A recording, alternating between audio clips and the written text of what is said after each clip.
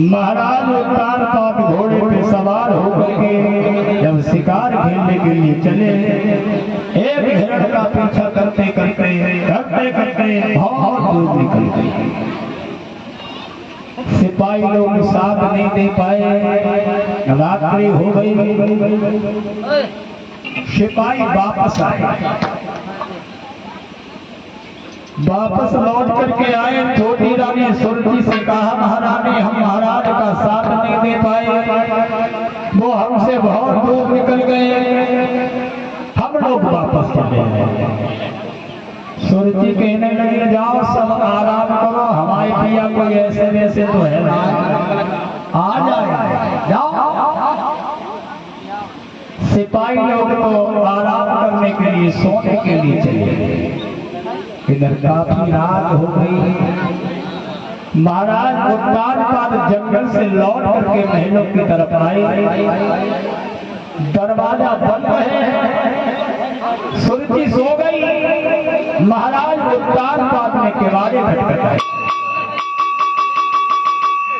सुरती किवाड़े खोलो, किवाड़े खोलो।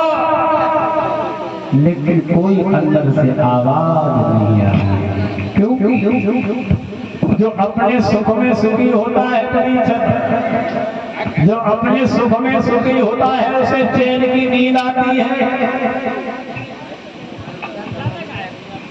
महाराज उत्तान पाद आवाज लगाते रहे, सुरती ने कोई आवाज नहीं सुनी। किवाड़े नहीं खुले, महाराज उत्तान पाद को आज बड़ी रानी सुनीति की याद आ गई।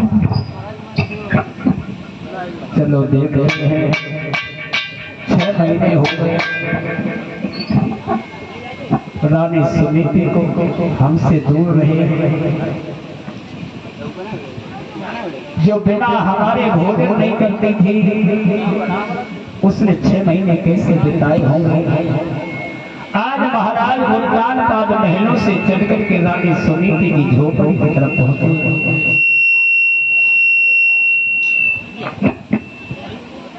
वो रानी सुनीति सो नहीं रही थी, दूसरों रानी सुनीति सो नहीं रही थी, जग रही थी। वो पल का इंतजार कर रही थी कि कब हमारे प्रिया हमसे मिलने आए। महाराज उत्तान पाद ने जैसे ही कुंडी खटखटाई, सुनीति सुनीति किवाड़े खोलो। और जैसे ही रानी सुनीति ने महाराज की आवाज सुनी, एकदम से खड़ी हो, दिमाग में झटका लगा। आवाज तो हमारे पिया क्या है, लेकिन रात में हमारे पिया हमारे पास क्यों आए? कहीं ऐसा ना हो हमारी सौत ने हमें को मारने के लिए ना भेजा हो, इसलिए हमारे पिया रात में आए। फिर सोचने लगी, अगर हमारे प्रिया हमें मारने के लिए आए हैं तो मैं अपने पति के हाथों से तर जाऊंगा। एकदम से रानी सुनीति ये सोच रही थी, तब तक महाराज उत्तान पाद ने बुरा फिर आवाज लगाई, सुनीति, अरे सुनीति किवाड़े खोलो, मैं हूँ राजा उत्तान पाद। एकदम से सुनीति भाग खड़ी हुई, जाकर के जैसे किवाड़े खोले, महाराज उत्तान पाद सामने खड़े हुए थे। रानी सुनीति एकदम से कौली भरी, वहां हासनी गले में, और रानी सुनीति रोने लगी, गले महाराज आप तो कैसे चले गए? रानी सुनीति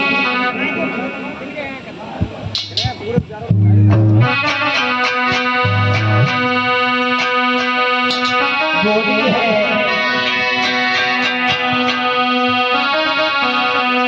अरे 6 महीना गए पिया तुमने कैसी धरी खुलाई।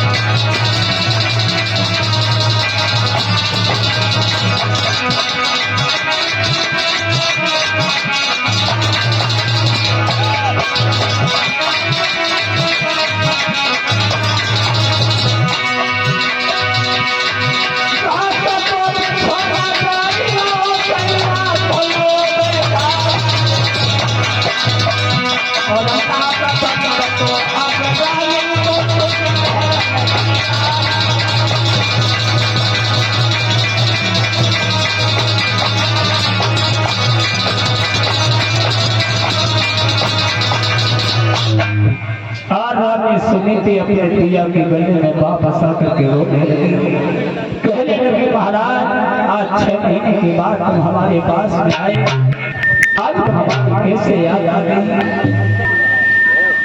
एक रानी सुनीति ने महाराज उत्तानपाद को झोपड़ी में बिठाया। महाराज उत्तानपाद कहने लगे सुनीति क्या बताए,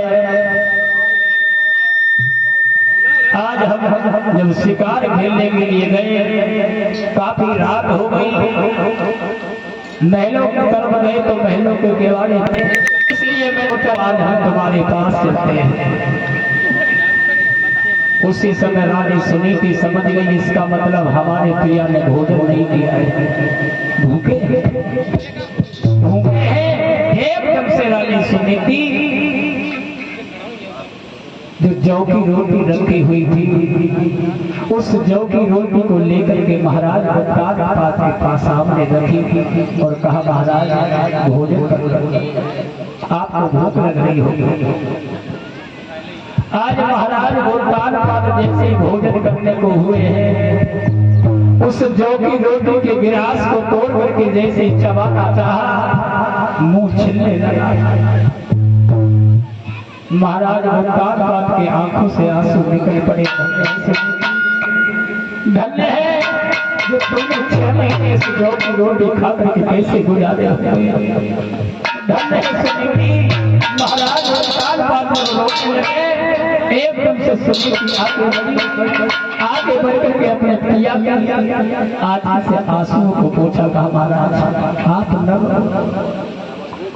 आप न रोने के लिए इस अभागिन की जिंदगी बड़ी आप महाराज उत्तानपाद को समझा करके रानी सुनीति कहने लगे महाराज वो महलों वाला मैं सुख नहीं दे पाऊंगी, वो महलों वाला भोजन नहीं करा पाऊंगी। और कहने लगी सुनीति महाराज प्रेम मनवाती किया सेजन पे सुहाग नारी और बार बार प्रीतम को कंठ से लगाते सूर में छटासी और छाई है घटासी नारी और सदियन की प्यासी मन प्यास को बुझाते हैं। एक बजे दो बजो 3 जब बजन लागे और 4 बजे रानी घड़ियाले पे झुझलाते। जैसे ही रात्रि के 4 बजे मंदिर के पुजारी ने मंदिर में घंटे में ठोंक लगाई।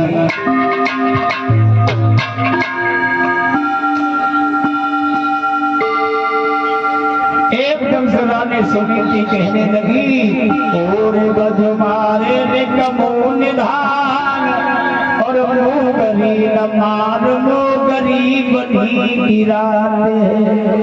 पूरे मंदिर के पुजारी तो इस घंटे में ठोंक मत लगा, ये रात्रि तो महीने की हो जाए, आज हमारे पिया 6 महीने के बाद आए। लेकिन वो मंदिर का पुजारी एकदम रुकने वाला था। जैसे ही उसने घंटे में ठोंक लगाई महाराज उत्तानपाद की नींद खुली। जवाब दिया रानी सुनीति सुबह हो गया। कहने लगी पिया अब मैं जाना चाहता हूँ। और रानी सुनीति तुम्हें नहीं मालूम, अगर तुम्हारी छोटी बहन सुरती को पता चल गया कि मैं रात्रि भर तुम्हारे साथ रहा तो पता नहीं क्या से क्या होगा, इसलिए सुनीति अब हम जाना चाहते हैं। सुनीति कहने लगी महाराज आप जा रहे हो।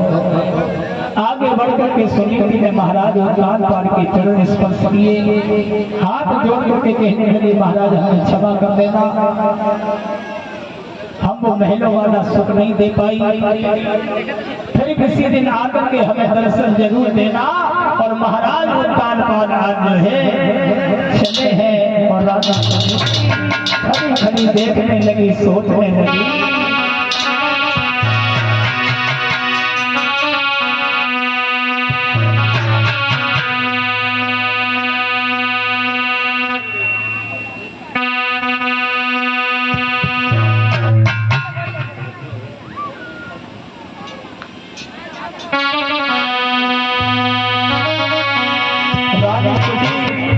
खड़ी देख है महाराज उत्तान बांध रहे हैं।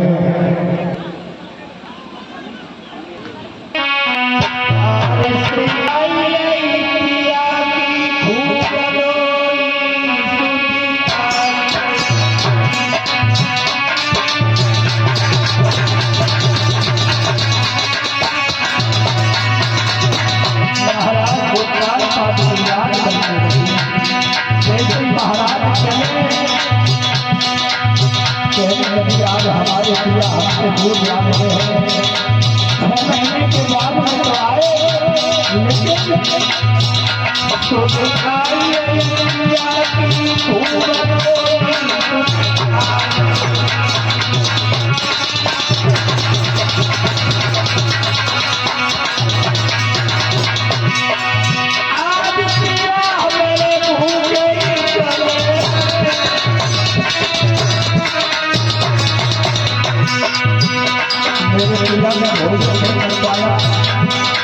महलों वाला सुख नहीं दे पाया।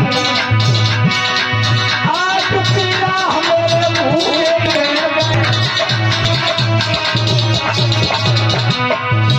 रोटी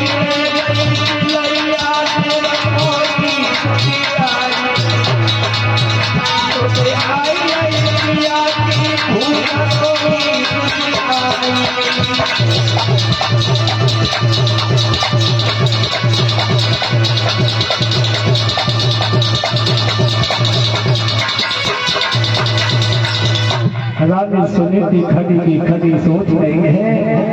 इधर महाराज उत्तानपाद जैसे ही महलों की तरफ चले, छोटी रानी दरवाजे पर खड़ी है। महाराज उत्तानपाद को दूर से आता हुआ देखा है। एकदम से कहे महाराज ठहर जाओ, तुम रात भर कहाँ रहे? बोलो कहाँ रहे रात भर? सुरती कहने लगी महाराज तुम्हारा चेहरा बता रहा है, तुम्हारी आंखें बता रही हैं, तुम सारी रात सौत के घर रहे। और बोली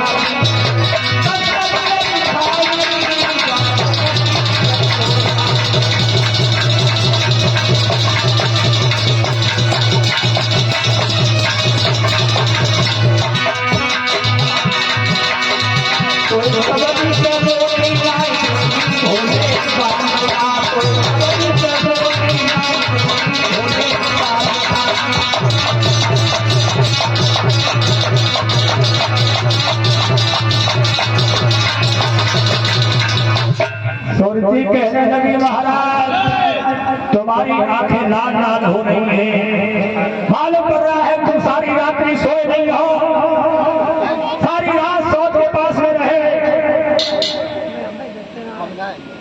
जो इतना कहा महाराज उत्तानपाद को भी क्रोध आया। जवाब दिया ले तलवार, सर के 2 टुकड़े करते रहेगा बात पास में बजेगी बांसुरी, बार बार सौत का नाम ले रही है, मार दो उसे। और जो महाराज उत्तान पात को क्रोध आओ, अब तो बैलेंस बिगड़ गया। हमारे कबऊ और जब माँ के जीव को कहाँ काट के फेंक, कौन से बाजार में देते हैं हमारे दिया 100 के पास एकदम से सुरती ने महाराज उत्तान की भलाई पकड़ी और महलों के अंदर। श्री सुखदेव जी कहते हैं उधर झोपड़ी पर बड़ी रानी गर्भवती हो गई और इधर छोटी रानी महलों में गर्भवती हो गई। बोलिए गोविंद भगवान की। आइए भगवान के नाम का एक कीर्तन बोलो, उसके बाद आगे कथा सुनो, क्योंकि भगवान की कथा में कीर्तन बहुत जरूरी होता है, संकीर्तन है ना, क्योंकि भगवान का भजन आप लोग